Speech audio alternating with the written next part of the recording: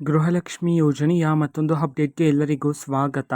ನಾನು ನಿಮ್ಮ ಪ್ರೀತಿಯ ಶಿವು. ಇವತ್ತಿನ ಒಂದು ವಿಡಿಯೋದಲ್ಲಿ ಗೃಹಲಕ್ಷ್ಮಿ ಯೋಜನೆಯ 29ನೇ ಕಂತಿನ ಹಣಕ್ಕೆ ಸಂಬಂಧಪಟ್ಟಂತೆ ಈಗ ಒಂದು ಮಹತ್ವದ ಮಾಹಿತಿ ಆದರೆ ಬಂದಿರತಕ್ಕಂಥದ್ದು. ಸೊ ಬನ್ನಿ ಅದರ ಬಗ್ಗೆ ನಾವು ಈ ವಿಡಿಯೋದಲ್ಲಿ ಇನ್ಫಾರ್ಮೇಷನನ್ನು ತಿಳ್ಕೊತಾ ಹೋಗೋಣ.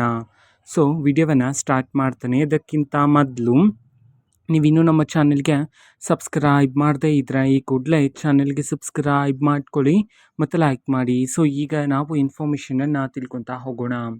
ನೋಡಿ, ಇವತ್ತು ಅಂತಂದರೆ ದಿನಾಂಕ 5/4/2026 ಇವತ್ತು ಗೃಹಲಕ್ಷ್ಮಿ ಯೋಜನೆಯ 29ನೇ ಕಂತಿನ ಹಣವನ್ನು ಬಿಡುಗಡೆ ಮಾಡೋದಕ್ಕೆ ಸಂಬಂಧಪಟ್ಟಂತೆ ಈಗ ಮಾಹಿತಿಯನ್ನು ತಿಳಿಸಿರ್ತಕ್ಕಂಥದ್ದು.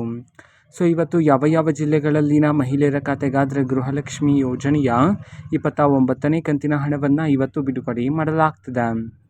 ಈ ಒಂದು ಇನ್ಫಾರ್ಮೇಷನನ್ನು ನಾವು ತಿಳ್ಕೊಳೋದಾದರೆ ಇವತ್ತು ಕರ್ನಾಟಕದಲ್ಲಿರ್ತಕ್ಕಂತಹ 15 ಜಿಲ್ಲೆಗಳಲ್ಲಿನ ಮಹಿಳೆಯರ ಖಾತೆಗಾದರೆ ಇವತ್ತು ಗೃಹಲಕ್ಷ್ಮಿ ಯೋಜನೆಯ 29ನೇ ಕಂತಿನ ಹಣವನ್ನು ಬಿಡುಗಡೆ ಮಾಡೋದಕ್ಕೆ ಸಂಬಂಧಪಟ್ಟಂತೆ ಮಾಹಿತಿಯನ್ನು ತಿಳಿಸಿರ್ತಕ್ಕಂಥದ್ದು. ಸೊ ಈಗ ನಾವು 15 ಜಿಲ್ಲೆಗಳ ಹೆಸರನ್ನು ತಿಳ್ಕೊತಾ ಹೋಗೋಣ.